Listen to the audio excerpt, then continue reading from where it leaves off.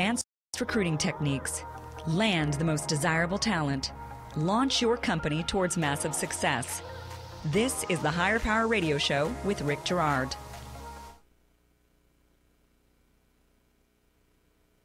Most advanced recruiting techniques. Land the most desirable talent. Launch your company towards massive success. This is the Higher Power Radio Show with Rick Girard. Today we're talking about workforce planning, and our goal is to provide clarity of what is really needed versus what you think you want. Evaluating your internal team and your mission is crucial to get the right people in the right seats at your company. Today's quote: never look back unless you're planning to go that way. Any idea who said that, Miss Katie Weber? I happen to know, but you can say it. I cheated. It's Henry David Thoreau. That's okay. I like cheating.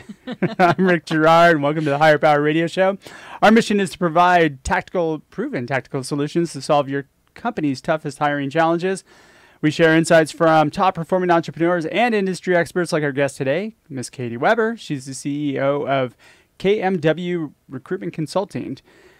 Katie has worked around the world with early-stage startups from startups to global Fortune 500s. There's my tongue twister for today. She now utilizes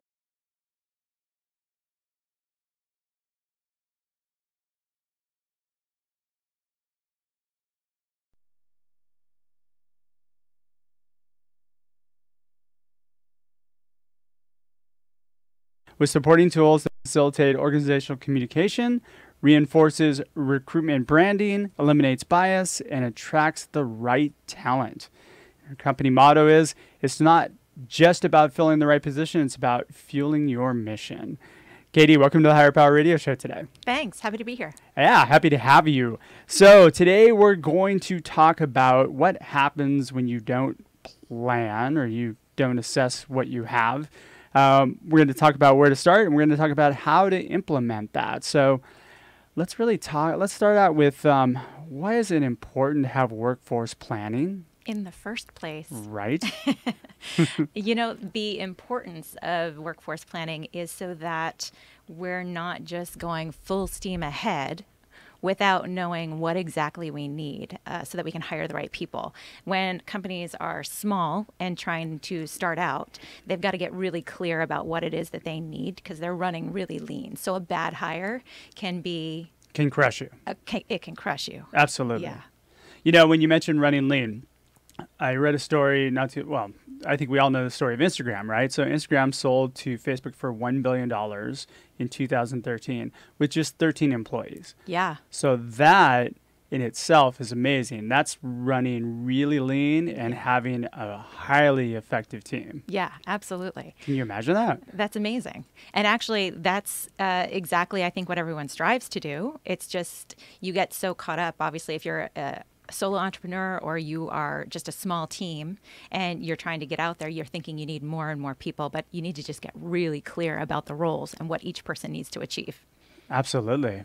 All right. So the cost of a bad hire, I think, would be the next piece of that, right? So if you make a bad hire, not only can it be catastrophic to your company because it kills everything like morale and productivity, but it also costs your company a lot of money. It does. There's lots of different stats out there in regard to that. I think the latest one that I've heard was that it's about 150% of the annual salary of whatever position it was that you were going to hire for. And is that taking into consideration the effective work of the people around that person that exactly, losing productivity? It's that role, the people around them, the time that was put into the recruitment effort, the money that was spent on the recruitment effort, and the overall loss in momentum right there in terms of it and starting over again. And I'm sure that would make investors really happy. Yeah. And as we all know, disengagement is contagious. So what ends up happening is that when you disengage or you cause somebody to get disengaged, then everybody else around them does as well. Yeah, exactly. Yeah. You know what? I read a stat earlier where they were saying globally, only 50% of the workforce globally is engaged. Wow, that's really low. Only 15%. I'm sure it's got to be higher here in the U.S. In the U.S.? Yeah. Really? You don't think so? Well, I think that there's a lot of opportunity right now for coaches and workforce development, organizational planning individuals to go out there and make huge impacts with companies right now. Sure. I think that in such a competitive market right now, there's a lot of ability to move from job to job and a lot of testing the water, and people don't have long tenures at places. And I don't know. Well, it's too easy to move to another company. Yeah. And that's where I think the engagement, I mean, when people don't stay at a company very long, they're never becoming an expert in the role that they're in. So how engaged are they? How engaged are they in trying to really accomplish a mission at that company?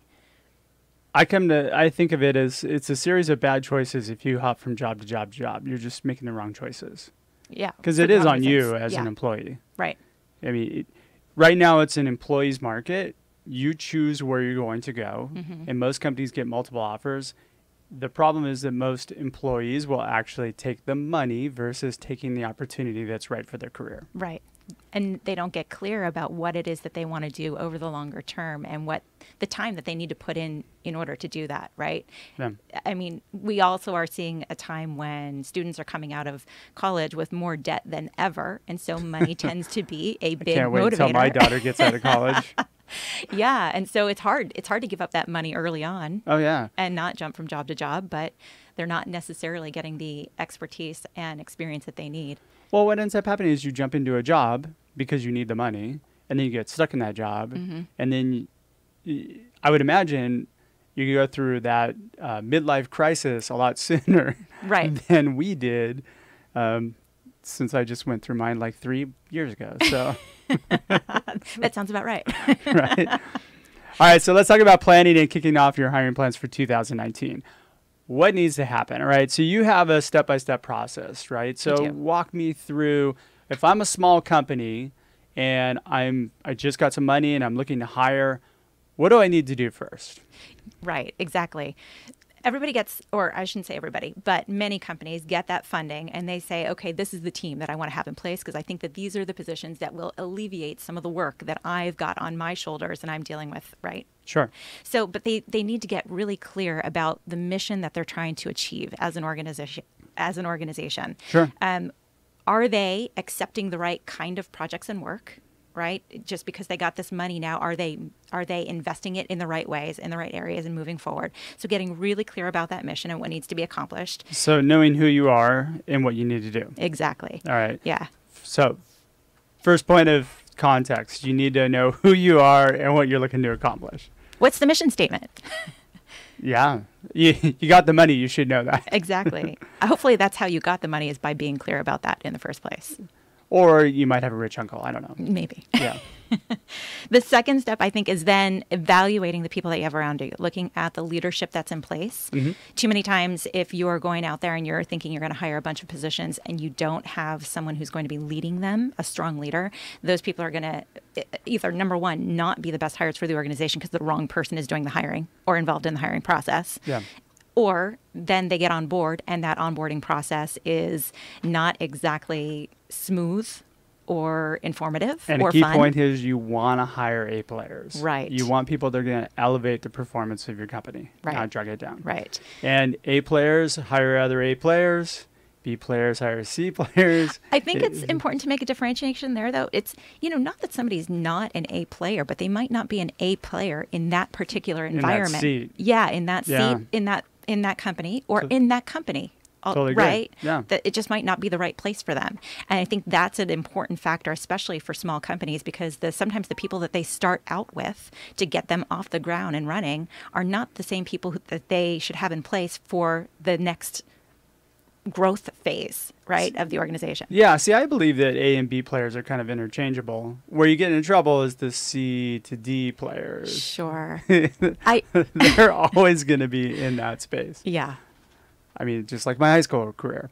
All right, so you want to evaluate the team that's already in place. Exactly. The leadership and the team that's already in place. Okay. And this is where we start to get into workforce planning. Exactly. All right. So after this piece. So we're going to dig into this a little bit further on the back end of the show. Okay, great. And then, so the next phase is budget and timeline. Exactly how much money do you have? And what's the timeline that you've got to do it? And I always recommend that people look at that quarterly, right? First quarter, second quarter, third quarter. It takes longer to hire than you ever think that it does. And it does, especially now. Yeah. And if you're looking to elevate the level of talent that you have in your organization, it's going to take longer. Exactly. Because you're going to have to be pickier. You're going to have to pass on people that you would have normally hired just because they're not the right fit. Exactly. And you're not going to find unemployed candidates right now. So everybody's got to give notice at their current organization, which is going to delay the process further. Absolutely. So at best, you're getting an extra 2 weeks where they can start. But most people are 3 dragging weeks. out 3 to 4 weeks. Exactly. Yeah. And then just looking at the actual volume of positions that's needed and what kind of hiring or partner or strategy, recruitment strategy do you need to fill those positions? Okay. So, that could be a contract recruiter that comes in to help for a staffing surge. That could be a retained firm that actually helps with one key role, and then you're able to advertise for the rest. That could be an HR/recruitment, somebody who's got combined experience to come in and help the company grow and knows something about organizational design. So that's 3 very, very basic options, right? But there's tons of scenarios. Well, let's say I'm a startup. I just got my Series A round, and I've got myself and 3 other people, and now we've got all this money, and we need to staff up. Okay. Right. So what should we be looking at first, and then where do we concentrate our efforts to build that out? Okay. So I think the first thing to take a look at is, okay, you're clear about the mission that you've got, right? That's how you got the funding. Now, what are the projects and how are they staged? So you've got whatever amount of work it is that is coming up, and how is that staged over the next 4 quarters? Okay. And then looking at that money that you've just received, how much of it can be allocated for staff? Let's say most of it's going to be staffing, right? So let's say I think that I've got 10 positions that I need to fill. That was according to my hiring plan for funding. Okay. Should I be looking at my internal leadership first and then building out around that, or should I just go balls to the wall and go, hey, look, I need to hire a bunch of people to get stuff done? I think that you've got to look at that leadership first. Yeah. I think there's others that would debate that, but I think that you've got to have a leader in there who can help onboard those let's say 10 hires, like you were alluding to, right? 10 hires. Who's going to bring those folks onboard them, and get them started and motivated and running in the right direction for all that work that's got to get done? And you kind of have to do those in conjunction with each other. Yeah.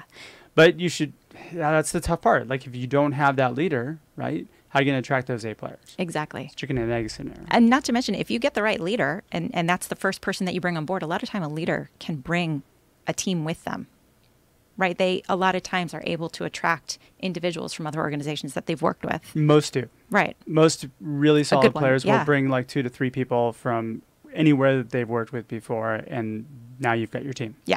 Yeah. All right, if you're just joining us on the podcast or the live stream, you're listening to the Higher Power Radio Show. I'm your host, Rick Girard, and today our guest is Katie Weber, the CEO of KMW Recruitment Consulting. And we are talking about evaluating your internal team and planning for workforce development. So let's talk a little bit about, okay, so I'm a big fan of Jim Collins.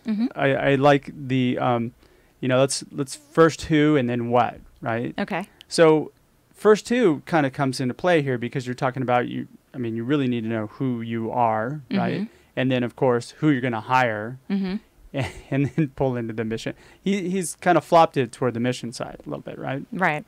So let's talk about the people first, right? No. You were talking about a 10-person organization, but let's just say that this organization is a little bit larger. Sure. Maybe it's 40, 50 people. Sure. And you've got to really evaluate who you've got on the team already. And I wanted to just go back to that point that I was making before, where sometimes the individuals that you bring in when the organization is really small are not going to be the right individuals to take you through the next growth phase of the organization. Especially a year or two down the road. Yeah. Some people will get you through the first part. Yeah. And Rick, I've seen too many times where an organization is small, and so they don't put standardized processes in place like performance reviews. No, there's no standardized process. No. Or at least have some sort of structure in place. It doesn't necessarily have to have a performance review. I have one company that I know where they actually do peer-reviewed performance reviews. Sure. Do they do them on a schedule? No. Yeah. You're nominated. It's kind of an interesting thing. So Sure. what you do is you reach out to your peers and say, hey, can you nominate me for a peer review for a raise or elevation in title? Sure. So they make it a completely interactive activity between everybody in the organization. Okay. Yeah. Interesting. That's an interesting take on it, but it works really well for them. Okay. Yeah. I guess, some people can really work that out. I think that it's really important to have clear expectations for your new employees who come into the organization. Absolutely. So, in 90 days, they want to know if they're doing well and they're moving in the right direction and they're accomplishing the goals that they were hired to achieve. Well, therein lies another problem because most companies don't have goals that they need to achieve in 90 days. So putting performance metrics in place is a huge piece of it. Absolutely. Yeah. And that's, again, if you're clear about the mission and you've got deliverables that need to be met and you've outlined them by quarter, there should be some goals in place for the new people that you bring on board. This is where planning comes into play, right? Absolutely. And this is where, even when you're putting those job descriptions out there to attract the right talent, you're using those goals as part of the messaging for the role. Oh, absolutely. To make sure that you're getting the right talent on board. Yeah. So you really have to take a break from the daily firefighting. Right. And sit down on a weekend, meditate with your team and write all this stuff up. Because what's most important is getting the right people in the right seats. Absolutely. Yeah. 100%.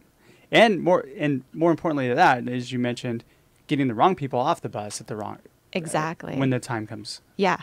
And too many times people think that that's a really difficult thing to do, and it doesn't have to be. If there's regular check-ins, if there's regular performance evaluations, and you can call them whatever you want, whether it's a peer review or something else, when you're having those conversations on a regular basis and you can see that you're not aligned with someone, they can see it too. Oh, yeah. Right? And it's usually of no surprise to anybody. Absolutely. Yeah. And you know what? Then if you do it in advance and it's proactive, giving that person an opportunity to find some place where they can excel, right? As opposed to this environment where they might not be anymore. Absolutely. All right. So this leads us into actually evaluating the internal team because you brought up a good point here. So how do you look at your internal team? What do you look at? And then how do you move forward from there? Sure. So what I like to do with my clients is really sit down and evaluate to them what their core values are as an organization. So do they know them most of the time? Sometimes they do, sometimes they don't. And so we have to have some exploratory conversations Sure. about it. And I ask them to define challenges within the organization and what kind of person or trait they think it's going to take to overcome that challenge. So I'll give you an example. One of the organizations that I was just working with, smaller organization, only about 45 people, and they were a very siloed organization. So when I started asking them about the challenges, the first thing they said to me is, I need an open leader, someone with open leadership skills. And I said to them, what does that really mean for you?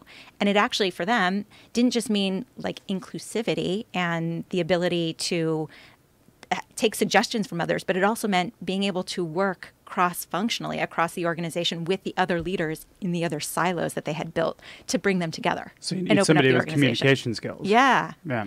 Yeah, and that was part of it too. So it was really sitting down and defining like where the challenges are with the organization and getting them to define those core values in terms of what's going to move them to the next step.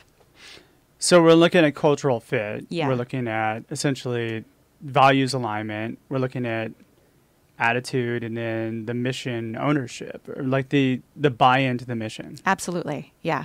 And then think about it. Once you get really clear about those core values and you start interviewing individuals for the roles that you've got open, you're able to use those core values with behavioral interview questions to really get to the essence of what someone can deliver for a role. I know this is beating a dead horse, but you have to live those core values. Absolutely.